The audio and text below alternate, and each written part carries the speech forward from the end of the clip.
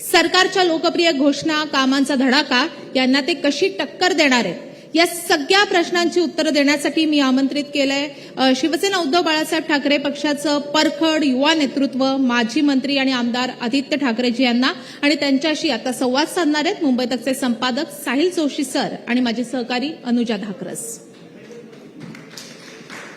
तत्पूर्वी आदित्यजींचं स्वागत करायचंय. मी चेअरमन जे ग्लोबल सेंट अँजेलस ग्रुप्स कंपनीचे अँजेलो राजेश अठायडे आहेत, त्यांना मी विनंती करते की त्यांनी कृपया मंचावर यावं आणि आदित्य ठाकरेजींचं स्वागत करावं.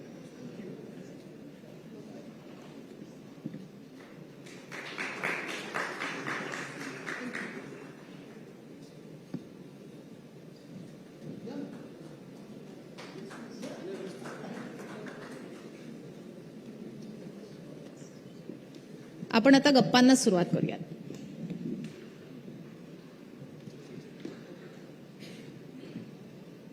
तुम्हाला आता पहिले लग्नाच्या प्रश्नाची जास्त भीती वाटते की विधानसभेच्या? नाही, तेवढ्याच प्रश्नाची भीती वाटते, बाकी अजून अच्छा. आपण आता थप्पड से डर नाही लगता. आपण आता नुकतंच लोकसभेच्या निवडणुकांमधून रिकव्हर झालोय, पण पुन्हा एकदा तुम्हाला परीक्षा द्यायची आहे. पण थोडंसं आपल्याला लोकसभेचं सुद्धा बोलावं लागेल. सो लोकसभेचे ज्या दिवशी 4 जूनला ऍक्च्युअल निकाल आले, त्यावेळेला तुम्ही 21 वरनं 9 वर आलात याचं जास्त दुःख झालं की भाजप 23 वरनं 9 वर आली याचा जास्त आनंद झाला? बघा, कोणाच्या दुःखात आनंद घेणं ह्याच्यासारखे आम्ही नाही होत, आमच्या मनात ते कधीही नसतं. पण एक नक्की आहे की देशाला एक वेगळा मोकळा श्वास मिळाला, कारण जे साधारणपणे 350 400 पार हे सगळं होतं. ज्या लोकांना वाटत होतं की ते संविधान बदलू शकतात, आणि अर्थात ती लढाई काही संपलेली नाहीये. म्हणजे संविधान जर बदलायचं जर कोणी सांगत असेल फेक नॅरेटिव्ह आहे, ती सुरुवात महाराष्ट्रापासून झालेली आहे.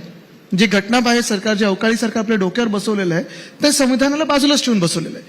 पण हे सगळं होत असताना कमीत कमी देशाने हे दाखवलं की जेव्हा तुमच्या विरुद्ध भाजपा उभा असतो, कदाचित जगातला सर्वात मोठा पक्ष ते स्वतःला मानतात, सगळ्यात जास्ती bonds, erectile bond, James bond सगळं काही त्यांच्याकडे होतं, ED, CBI, निवडणूक आयोग, हे सगळं त्यांच्या बाजूला असताना देखील देशाने दाखवलं की देशात एक बॅलन्स आलेला आहे. 303 वरनं 240 म्हणजे कोणाच्या डोक्यात बस्ती जाऊ देत नाही हा देश, आणि सगळ्यांना जमिनीवर ठेवणारा देश आहे, हे दाखवून दिलेलं आहे. कदाचित काही काही ठिकाणी जी गडबड झाली आहे, काही काही ठिकाणी आम्ही जे कोर्टात गेलोय, परवा पण ADR पण मला वाटतं कोर्टात गेलेला आहे, ह्या गडबडी नसतं झालं तर इंडिया आघाडीचं सरकार जे आता 6 महिन्यानंतर बसणार आहे ते आत्ताच बसलं असतं.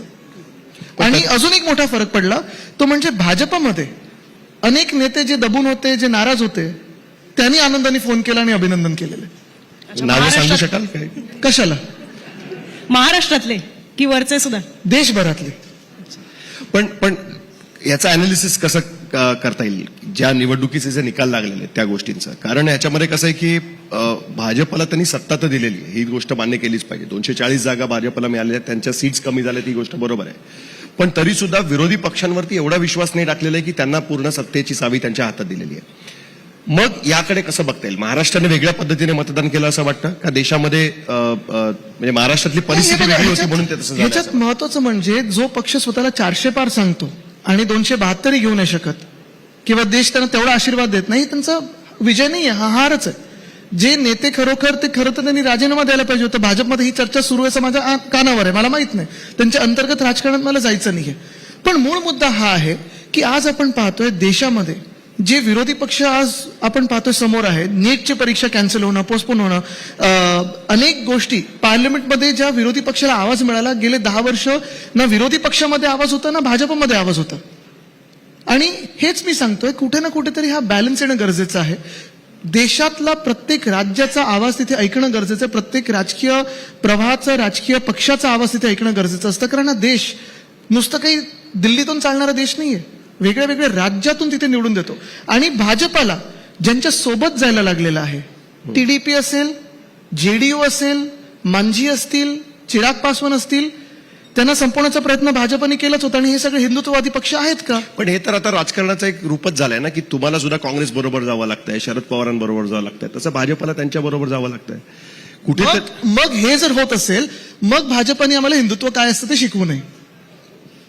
पण तरी सुद्धा अनालिसिस तर हेच दाखवत आहे ना की अनेक मतदारसंघ असे आहेत की जिथे अल्पसंख्याक समुदायाची मतं तुम्हाला पडली नसती तर तुमचे उमेदवार निवडून आले नसते. दक्षिण मुंबई असेल किंवा दक्षिण मध्य मुंबई असेल, हे 2 खास करून मतदारसंघ जर आपण बघितले तर इकडे तुम्ही कसं बघता? आता अनेकांचं म्हणणं आहे की आता त्या पद्धतीची तिथे परिस्थिती बघतच राहणार. नाहीये. महत्वाची गोष्ट म्हणजे ते आपल्या देशाचे नागरिक आहेत, पण बांगलादेशमधले जे अल्पसंख्याक आहेत त्यांच्याबद्दल भाजपच्या मनात काय आज? 5 वर्षापूर्वी त्यांच्याच नावावर भाजपाने इथे राजकारण करण्याचा प्रयत्न केला. सीए, एनआरसी, हे ते. सीए तर लागू झालं, मग का तिथे जात नाहीत? जे आम्हाला प्रश्न विचारतात घरी बसून ट्विटरवर, तिथे का नाही बघत?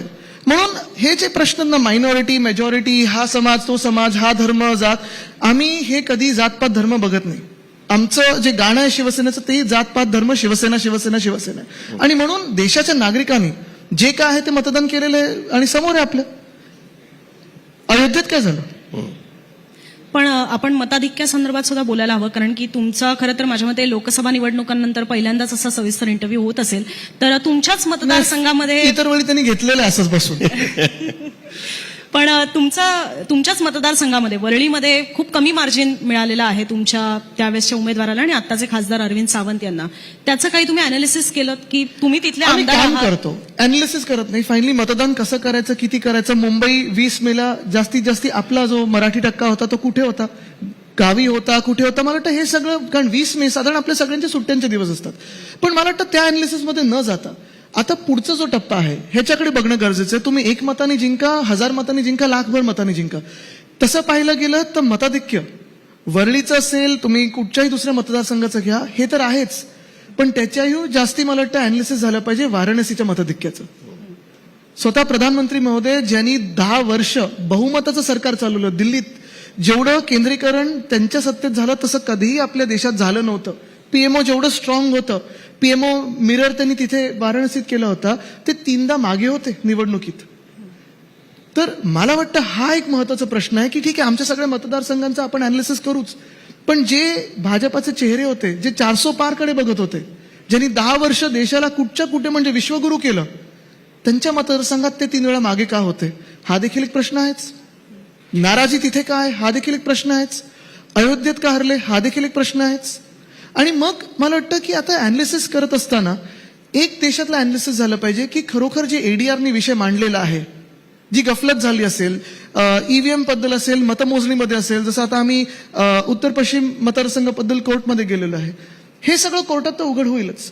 पण आपण हा देखील आता विचार केला पाहिजे की इथून पुढे जात असताना, कारण मी साधारणपणे नेहमी पुढचं बघतो, मागचा अभ्यास तर आपण करत असतोच आणि करायला पाहिजे, पण पुढे जात असताना गेल्या 2 वर्षामध्ये आपल्या राज्याचं अनालिसिस काय हे बघायला पाहिजे. आणि पुढच्या 2 महिन्यात किती आता आपल्याकडे काय काय योजना येणार आहेत सरकार बदलायच्या आधी, ह्याचा एक विचार आपण केला पाहिजे.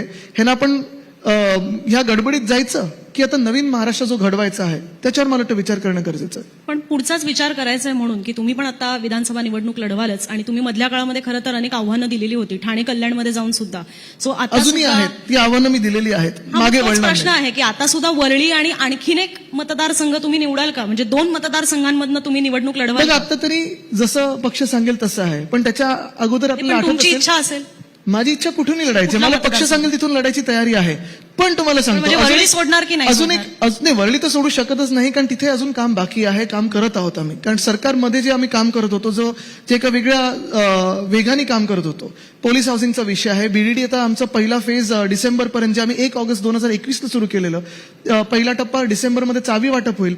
अनेक गोष्टी ज्या आम्ही सुरू केल्या होत्या, जास्तीत जास्त आपण पाहताय विकासाची कामं वरळीत आम्ही सुरू केली होती, ती आता पूर्णत्वाला आलेली आहेत. पण हे करत असताना आपल्याला आठवत असेल मागच्या वेळी मी इथेच बसून एक चॅलेंज दिलं होतं आणि त्यानंतर आले पण नव्हते, आधी पण नाही आले, मी बोलल्यानंतर पण आले नव्हते, अख्खा दिवस ते दिल्लीला पळून गेले होते. नाही, आज आले होते पण असं आले होते, ठीक आहे, चांगलं. नाही. मुद्दा असा पण आहे- आज मग तुम्ही थांबायला पाहिजे होतं, चर्चा नाही. झाली असती. नाही, पण मुद्दा असा आहे की तुम्ही ठाण्याला जाऊन इलेक्शन लढायला तयार आहात का? आता पक्ष जसं सांगेल तसं. कारण तुम्ही चॅलेंज दिलं होतं त्याच्यामध्ये, मी तर दिलेलं आहे. चॅलेंज आले मी तर त्यांना दिलेलं आहे, वरळीतून या लढा. नाही, याचं कारण असं पण आहे की तुमचे अनेक आमदार सोडून गेलेले आहेत, त्यामुळे त्या जागा आता रिक्त आहेत. तुम्हाला तिकडे नवीन चेहरे द्यावे लागणार आहेत, जसं तुम्ही लोकसभेला केलं. त्यामुळे तुमच्याकडे खूप सारे चेहरे ऑप्शन तयार आहेत, चेहरे सगळ्या जागेंवर तयार आहेत. साधारणपणे आपण पाहत असाल आमचे जे दौरे झाले मागच्या वर्षी असेल, त्याच्या आधी असेल, आणि आता पण लोकसभेपर्यंत, आणि आता पण ठराविक दौरे जे मी आणि उद्धव साहेबांनी केलेत, अनेक ठिकाणी चेहरे आहेत, तयारी आहे. आणि जसं पक्ष आदेश देईल जशी आघाडीचं रूप आपल्याला दिसेल तसं लढू. नाही, म्हटलं असं जात आहे, ज्याचा मगाशी अनुजाने उल्लेख केला की वरळीतलं मताधिक्य कमी झाल्यामुळे पॉसिबिलिटी अशी म्हटली जाते की आदित्य ठाकरे बाजूच्या मतदारसंघात शिवडी अजून सेफ मतदारसंघ शोधतील किंवा वाराणसी जर बाजूला असतं तर मी नक्की लढलो असतो तिथून, पण वाराणसी लांब आहे. दिल्ली दूर नाहीये, पण वाराणसी थोडं लांब आहे म्हणून वरळी. मतदारसंघ चेंज करणार नाही कशासाठी? कुठल्याही परिस्थितीत नाही. अरे मतधिक्य तर आहे ना, लीड तर आहे, आणि मी प्रधानमंत्री नसताना तिथून लीड आहे. एक प्रश्न आम्हाला सतत आमच्या पण मनात येत होता की शिवसेना कन्फ्युज्ड वाटते का, की कधी सेक्युलर कधी हिंदुत्व. नाही, नक्की. म्हणजे त्यांच्याकडे जे त्यांनी नाव चोरलेले शिवसेना ते लोक कन्फ्युज आहेत, 100% आहेत. पण शिवसेना उद्धव बाळासाहेब ठाकरे ही कन्फ्युज नाहीये. शिवसेना उद्धव बाळासाहेब ठाकरे कन्फ्युज्ड आहेत का? सेक्युलर आहे की हिंदुत्ववादी आहे, काय आपल्याला त्याच्याबद्दल सांगता येईल? हे आधी पण आपण बोलून झालेलं आहे. नाही, मी का विचारतो, हे तुम्हाला सांगतो, हे आधी पण बोलून झालेलं आहे आणि आता पण मी बोलत राहीन आणि नेहमी बोलत राहीन. आम्ही हिंदुत्ववादी आहोत, पण आमचं हिंदुत्व हे घरातली चूल पेटवणारं हिंदुत्व आहे. भाजपचं जे हिंदुत्व आहे ते घर पेटवणारं हिंदुत्व आहे. नाही, याचं कारण असं आहे की ज्यावेळेस वक्फ बोर्डाच्या मुद्द्यावरती सुप्रिया सुळे लोकसभेमध्ये भाषण करतात आणि अनइक्विव्हली सांगतात की आमचा या बिलाला विरोध आहे आणि हे बिल जॉईंट पार्लमेंटरी कमिटीकडे गेलं पाहिजे, शिवसेनेकडनं ती भूमिका येत नाही. मग तुमच्या मातोश्रीच्या बाहेर काही मुस्लिम संघटनांनी तिकडे विरोध प्रदर्शन ते केलं. संजय राऊत साहेबांनी एक्सपोज केलेलं आहे, कोण ते चेहरे होते आणि कुठून सुपारी घेऊन आलेले. So तुमचं म्हणणं आहे की कोणीतरी मुद्दामून. मी नाही, ते फोटो सहज झालेला, प्रेस बघा सकाळी त्यांची. ओके, पण तरी सुद्धा वक्फ बोर्डावरती शिवसेनेत आमची भूमिका स्पष्ट आहे, इंडिया आघाडीची भूमिका स्पष्ट आहे, आमची भूमिका स्पष्ट आहे. पार्लमेंटमध्ये जसं त्यांनी मांडलं, एक तर लपून छपून लगेच आणलं ते बिल, ले केलं. लेंगच्या वेळी, आता मी पण हाऊसमध्ये 5 वर्ष आहे, लेंगच्या वेळी सगळ्यांनी बसणं गरजेचं नसतं. आम्ही तर त्यावेळी दिल्लीत होतो, तुम्ही पण फोनवर संपर्कात होतात, अनेक लोकांशी भेटत होतो, सगळे खासदार आमच्याबरोबर होतेच. पण महत्वाची गोष्ट हीच आहे की आमचं देखील स्पष्ट म्हणणं आहे की हे जेपीसीकडे जाऊ दे, ह्याच्यावर चर्चा झाली पाहिजे, देशभरात चर्चा झाली पाहिजे.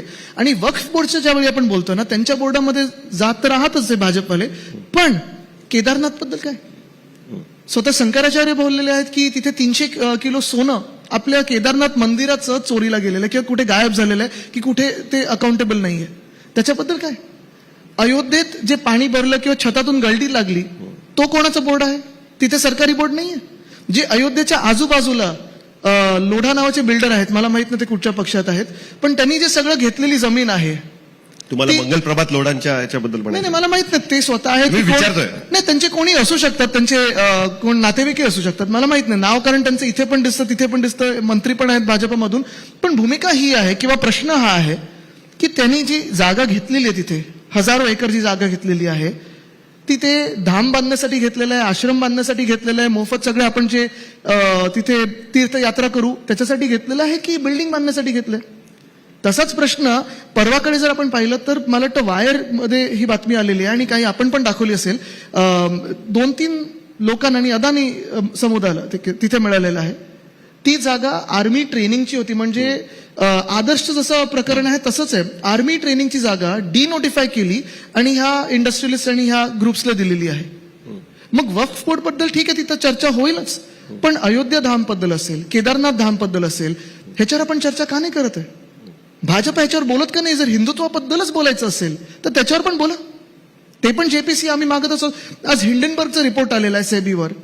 म्हणजे ठीक आहे, एक गोष्ट आहे की तुम्ही वक्फ बोर्डमध्ये आहे की नाही, अयोध्या धामचे ट्रस्टी आहेत की नाही, हे सगळा वेगळा विषय झाला. पण जो अदानी समूहाचा विषय आहे, जो हिंडनबर्गचा विषय आहे, जो सेबीचा विषय आहे, त्याच्यावर चर्चा का नाही होतं? त्याच्यावर तर आम्ही जेपीसी मागत आहोत, ती चर्चा होऊ द्या. आता तुम्हाला एक साधं उदाहरण देतो, आपल्या महाराष्ट्रातलं उदाहरण देतो. वक्फ बोर्ड आहे, अयोध्या धाम बद्दल आहे. एकविरा देवी जी आमची कुलदैवत आहे, तिथे आमचं सरकार असताना आम्ही काही सोयी सुविधा नीटनेटके ते फर्निक्युलर वगैरे करत होतो, स्थगिती मिळाली. कितीतरी मंदिरं ज्यांना आम्ही फंड दिला होता, स्थगिती दिली या सरकारने. का? काही धार्मिक कामं नाही आहेत?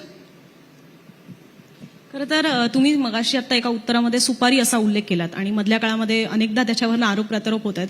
2019ला किंवा त्याआधी सुद्धा खरं तर तुमच्या विरोधामध्ये म्हणजे स्पेशली आपण 19च बोलू की काकांनी तुमच्या उमेदवार दिला नव्हता तुमच्या विरोधामध्ये. यावेळेला मात्र ते वरळीमध्ये संदीप देशपांडेंसाठी उमेदवारीचा प्रयत्न करतायत किंवा त्यांची उमेदवारी जाहीर होईल असं बोललं जात आहे.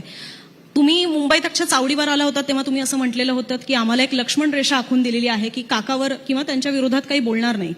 सो हे तोपर्यंत ठीक होतं जोपर्यंत काकाने आपल्या विरोधात उमेदवार दिला नव्हता. आता जेव्हा वरळीमध्ये मनसे सुद्धा उतरणार आहे तेव्हा काका पण सुपारीबाज झाले. नाही, राजकीय वादविवादात आमचे संस्कार बदलत नाहीत. जे घरी शिकवलेलं ते तसंच राहणार. पण आता त्याच्या पलीकडे गेलं ना. आपण बघितलं की राज ठाकरे तिकडे मराठवाडा दौऱ्यावर होते तेव्हा काही लोकांनी सुपाऱ्या फेकल्या.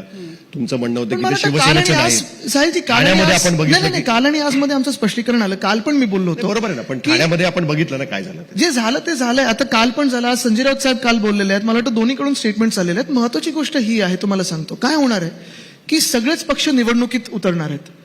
माझ्यासमोर कोणी भाजपचा येऊ दे, कुठच्याही पक्षाचा येऊ दे, सपोज कोणाची काही युती झालीच नाही, आघाडी झालीच नाही, सगळे 6च्या 6 पक्ष किंवा 8, 2 ज्युनियर पक्ष, कोण सब पक्ष, असे सगळे लढले. भांडणात किती वेळ घालवायचा? मला वाटतं हे आपण ओळखून घेतलं पाहिजे आणि सगळ्याच कार्यकर्त्यांनी ओळखून to घेतलं move on, पाहिजे. basically. सगळ्याच कार्यकर्त्यांनी ओळखून घेतलं पाहिजे की वादविवाद आणि राजकीय गोष्टी या होऊ शकतात, पण ही निवडणूक आहे, युद्ध नाहीये. आपण एकाच राज्यातले आहोत. लढायचं की निवडणूक लढायची, हा फरक आपण ओळखणं गरजेचं आहे. पण आत्ताची आणि म्हणून परिस्थिती तुम्हाला बघा ना. सांगतो, आत्ताची परिस्थिती बघा ना. आता लोक एकमेकांचा चेहरा पण बघत नाहीयेत. एक काळ असा होता की तुमचं इतर पक्षातल्या, आता तुम्ही पंकजाताईंना हे केलं, हो, पण पण असंच आमचे जुने संबंध आहेत. पण भाजपच्या अनेक नेत्यांबरोबर तुम्ही नक्कीच, पण ते भाजपचे नेते झाले कधी?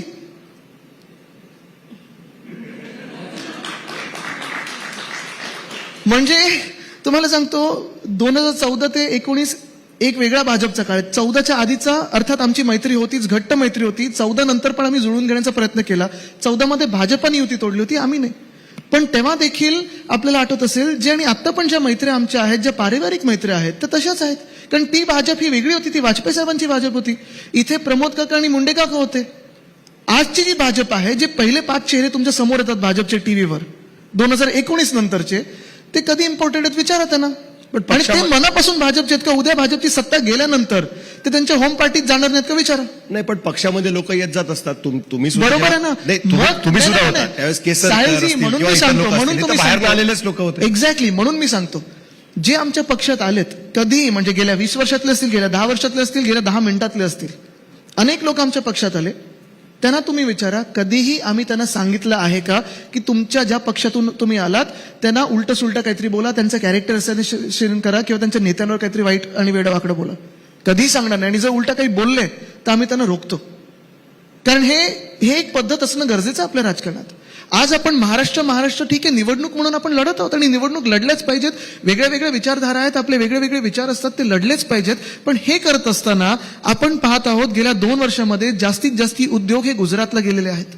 का? तर आपण महाराष्ट्रातले पक्ष एकमेकांना फोडतोडी लढत बसलेलो आहे, एकमेकांना संपायला मागे लागलेलो आहे. आणि हेच मी सांगतो सतत की ही निवडणूक जी येईल ती युद्ध म्हणून लढू नका. ही निवडणूक आहे, आपल्यावर लोक विश्वास ठेवून मतदान करणार आहेत आणि तो विश्वास त्याला आपण जागलो पाहिजे. तुम्ही म्हणताय महाराष्ट्रातले पक्ष फोडले गेले म्हणून बाहेरच्या शक्तींना असं सगळं करता येते. पॅचअपचा तुम्हाला बिलकुल वाटतंय? नाही, मी पॅचअपचं फॉर्म्युला पण देत Patch up म्हणत नाही पण करायचं, नाहीये. पक्ष तेवढेच राहिले पाहिजे. पण एक आहे, तुम्ही बघा तर 2 वर्षात अधिवेशन जे झालं, किती वेळा आम्ही भाषण करू शकलो किंवा सत्ताधारी पक्षातून काही चांगलं भाषण झालेलं किंवा महाराष्ट्राच्या हिताबद्दल काही झालेलं. जो आरडाओरडा होतो, जे एकमेकांच्या आम्ही अंगावर जातो, जे आरोप लावतो, जे चिखलफेक होते, ठीक आहे, एका लेवलपर्यंत सगळं ठीक आहे आणि हे राजकारणात आम्ही आधी पण बघितलेलं आहे. पण ज्या लेवलचं राजकारण आता चाललेलं आहे आणि मग हे सगळं मारामाऱ्या वगैरे वगैरे, मग पोलिसांना तणाव, त्यांना 24 तास ड्युट्या, हे सगळं करण्यापेक्षा निवडणूक आहे, निवडणुकीसारखं लढा. जे काही बोलायचं, जे काही वार करायचे, शाब्दिक वार करा, या स्टेजवर बोला.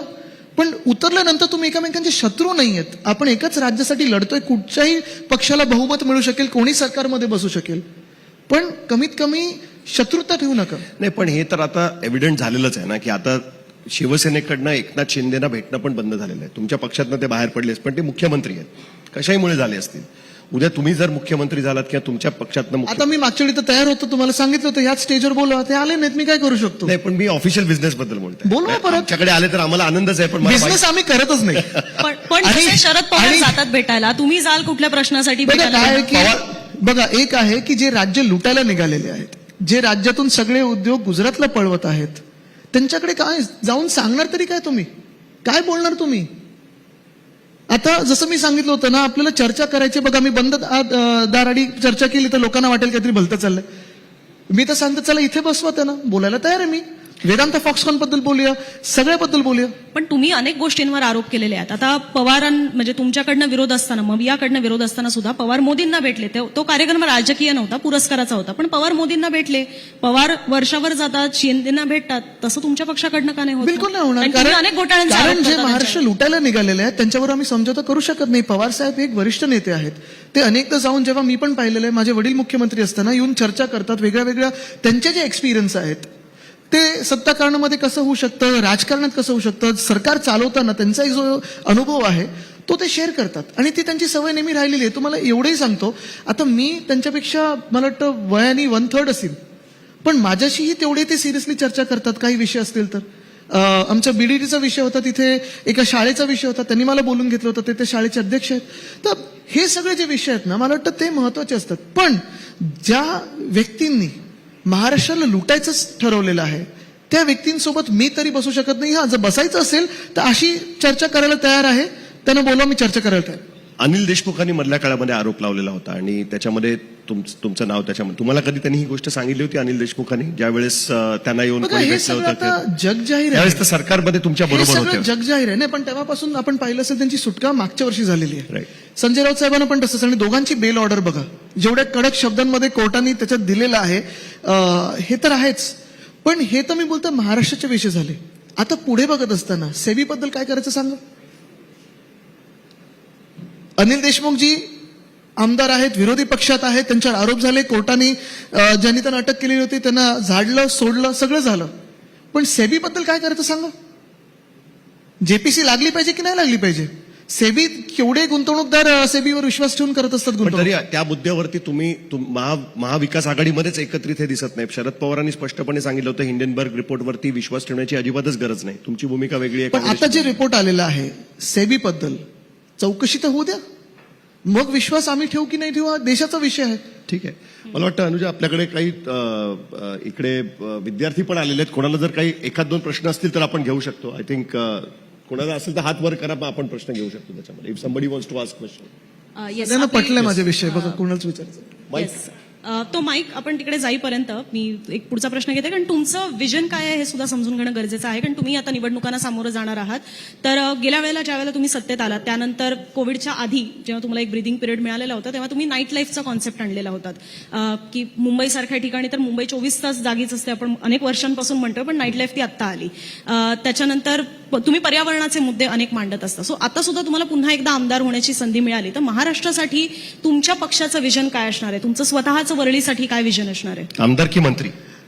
मॅनिफेस्टोसाठी तर थोडं थांबा, कारण मोठा मॅनिफेस्टो तर येईलच. पण महत्वाची गोष्ट म्हणजे आम्ही पण तुम्हाला काय वाटतं, महाराष्ट्रात आता 2-3 कुठल्या बेसिक गोष्टी गोष्टी होणं आहेत. अजूनही मला वाटतं गरजेचं आहे? 2-3 बेसिक गोष्टी ज्या आहेत, ज्या आम्ही लोकसभेत पण बोलत होतो, जे आता पण बोलणं गरजेचं आहे. एक म्हणजे प्रामुख्याने महाराष्ट्राची लूट चालू आहे. मग ते कॉन्ट्रॅक्टर्सच्या हाती असेल, बिल्डर्सच्या हाती असेल, धारावीच्या माध्यमातून असेल, किंवा अनेक असे विषय जे असतील, ती थांबवणं पहिलं तर गरजेचं आहेच. आज आपण पहा, महाराष्ट्रात परिस्थिती अशी उद्भवलेली आहे की 17,000 पदांसाठी 17 लाख ऍप्लिकेंट्स येतात पोलीस भरतीसाठी. बरं, त्यांना ऍप्लिकेशन करून त्यांचे ट्रायल कधी होतात? पावसात 2-3 जिल्ह्यांमध्ये त्याच्यावरही आंदोलन झालं. झोपायला कुठे मिळते तर मरीन ड्रायव्हर आणि जोगेश्वरीच्या पुलाच्या खालती. आणि ह्या लोकांकडून तुम्ही 24 तासाच्या ड्युट्या करून घेणार आहात. तसंच जर पाहायला गेलं तर महाराष्ट्रात जे उद्योग येणारे होते, वेदांता फॉक्सकॉन असेल, एअरबस टाटा असेल, बल्क ड्रग पार्क असेल, मेडिकल डिव्हाइस पार्क असेल, हे अनेक उद्योग आपल्याला त्यावेळी काय सांगितलं होतं घटनाबाह्य मुख्यमंत्र्यांनी, की माझं बोलणं झालंय वरती आणि ह्याच्यापेक्षा मोठा उद्योग येणार आहे. खोके आले की नाही मला माहित नाही, पण उद्योग तर बिलकुल आला नाहीये. डॅवॉसला 2 ट्रिप झाल्या, 40 कोटी त्यांनी 24 तासात उडवलेले. 40 कोटी. मकावला एक ट्रिप झाली ती वेगळी. पण मुख्यमंत्र्यांनी आज दावा केलाय की जे एमओयू केले त्यातले 70% एमओयू हे प्रत्यक्षात येतील. त्यांच्या 40 आमदारांबरोबर त्यांनी केलेले एमयू गद्दारांबरोबर. बघा, तेच मी तुम्हाला सांगतोय. चला, आमची श्वेतपत्रिका काढा की आम्ही ज्यावेळी 6.5 लाख कोटीची गुंतवणूक या महाराष्ट्रात आणली 2.5 वर्षामध्ये, त्याचं श्वेतपत्रिका काढा आणि ह्या 2 वर्षात तुम्ही महाराष्ट्रात काय नक्की आणलंय ते दाखवा. येस, नाव सांगा आणि प्रश्न. नमस्कार, मी Yashodhan Deodhar. First of all congratulations. आणि माझा प्रश्न थोडासा एका देशाच्या लेव्हलवरती आहे. नुकतंच सुप्रीम कोर्टाचा निकाल आला आहे की क्रीमी लेअर आणलं पाहिजे रिझर्वेशनमध्ये, and that's a very key topic for Maharashtra elections as well. Do you expect any political instability if the central government plans to bring this, especially keeping in mind की तुमच्याच अलायन्सच्या एका प्रमुख नेत्याचं हे वक्तव्य आहे की जसं बांगलादेशमध्ये झालं तसं इथे होऊ शकतं. अनार्की हा शब्द म्हटला तरी इन्स्टॅबिलिटी आपण नक्कीच म्हणू शकतो. प्रश्न बेसिकली आरक्षणाच्या बद्दल आहे की नक्कीच 7 तुम्हाला जजेसच्या सांगतो, दोन तीन गोष्टी आहेत त्याच्यात. पहिली गोष्ट म्हणजे आज आपण जो वाद बघतोय महाराष्ट्रामध्ये, ह्या वादाची सुरुवात कुठून झाली? त्यानंतर 2-3दा अधिवेशन बोलवलं गेलं होतं, त्याच्यातूनही आपण रेझोल्युशन पास केले होते, ते आपण पाठवले होते केंद्र सरकारकडे, तेही रेझोल्युशन आता खारिज झालेले आहेत. मुख्य गोष्ट ही आहे की खूप वेळा असं होतं की ही सगळी राजकीय मंडळी जी आहे सर्व पक्षीय बैठक बोलवते आणि मग आम्ही सांगतो आमचं एक मताने तुम्हाला पाठिंबा आहे, तुम्ही जो राजकीय निर्णय घ्याल तो आहे. पण सामाजिक नेत्यांना बोलवलेलं आहे का? सर्व सामाजिक नेत्यांची अजून बैठक का नाही झालेली आहे? मला वाटतं तो एक विषय होईल, कारण असे जे विषय असतात ना, क्रीमी लेअर असेल किंवा मराठा आरक्षण असेल किंवा धनगर आरक्षण असेल, ओबीसी मधून देणार की नाही देणार, ह्याच्यासाठी एक पारदर्शक चर्चा झाली पाहिजे, सामाजिक नेत्यांना बोलवलं पाहिजे. आणि पण दुसरी- आरक्षण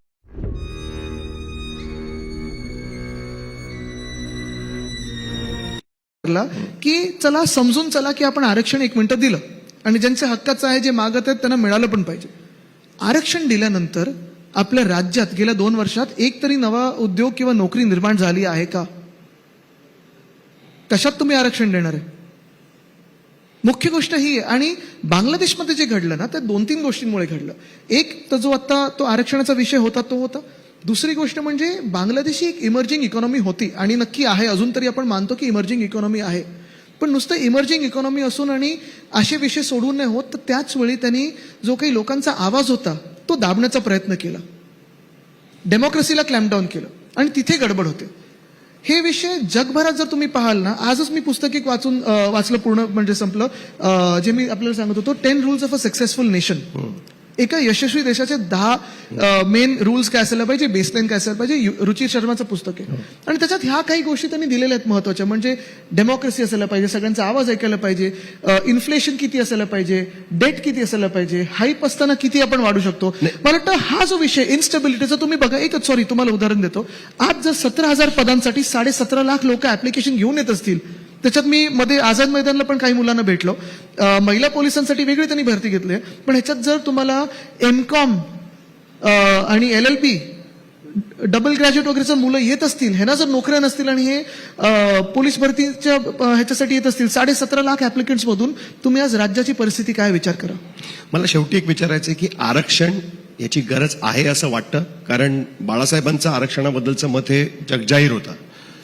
एनिथिंग चेंज फ्रॉम दॅट असं वाटतं की सोशल सिच्युएशन बदलली आहे, थोडं इव्हॉल्व्ह पॉलिटिकल हे बघा, झालं, त्यांचं मत एक होतं की ज्यांना आर्थिक गरज आहे त्यांना तुम्ही मदत केली जे पाहिजे, ऑलरेडी दिलं गेलेलं आहे. जे ते तुम्ही आर्थिक ह्याच्यावर द्या किंवा तुम्ही कशातूनही द्या. पण महत्वाची गोष्ट आज आहे की जे काही असेल, कोणाचंही काही मान्यता असेल, आज जी सामाजिक परिस्थिती आपल्या राज्यात निर्माण झालेली आहे, त्याला तुम्ही उत्तर तर काहीतरी काढलं पाहिजे, त्याला तोडगा तर काहीतरी दिला पाहिजे. आणि मग एक तर त्याच्यातून मार्ग पहिलं ऐकून, दुसरं आहे म्हणजे खरोखर काय त्याचं सोल्युशन आहे. जसं मध्ये उद्धव साहेबांनी पण सांगितलं होतं, लोकसभेत आणा, आम्ही पास करतो एका मताने. पण सोल्युशन काय? लोकांना फसवत राहणं, भांडवत राहणं, लढवत राहणं. कारण आता हे निवडणुकीचं जवळ आले की सगळे प्रकार होणार. ते म्हणतात पवार साहेबांनी तुम्ही आहात त्याच्या पाठीशी. भाजपाचं हे कार्ड आहेच ना, पहिलं हिंदू मुस्लिम, मग हिंदूंमध्ये जातींमध्ये वाद आणि सगळं काही चाललं ना तर इंडिया पाकिस्तान. चायनावर बोलायला तयार ते म्हणतात नसतात, पवार साहेबांनी तुम्ही आहात त्याच्या चायनावर बोलायला तयार नसतात. पाठीशी. नाही, पण त्यांचा आरोप आहे की पवार साहेबांनी तुम्ही आहात. मला तुम्ही सांगा, महाविकास आघाडीच्या काळात 2.5 वर्षामध्ये एक तरी धार्मिक किंवा सामाजिक वाद झाला होता का? आणि देशात एक तरी असा सामाजिक वाद किंवा धार्मिक वाद दाखवा ज्याच्यात भाजपचा हात नाहीये. मला एक शेवटचा प्रश्न घ्यायचा आहे, तो म्हणजे की सुप्रीम कोर्टाचा. कारण की मध्ये तुमचा पुण्यातला जो शिवसंकल्प मेळावा झाला, त्यात स्वतः उद्धव ठाकरेच म्हणालेले आहेत की आता पुढच्या सुनावणीत जर काही झालं नाही, काय झालं तुम्हाला एवढं झालं नाही, पुढच्या सुनावणीत जर काही झालं नाही तर आम्ही नाच सोडून देतो. तुम्ही आता पूर्णपणे सोडून दिलेलं आहे, सुप्रीम कोर्टात आता काही होणार नाही असंच वाटतं कोर्टाचा नाद करायचा नाही.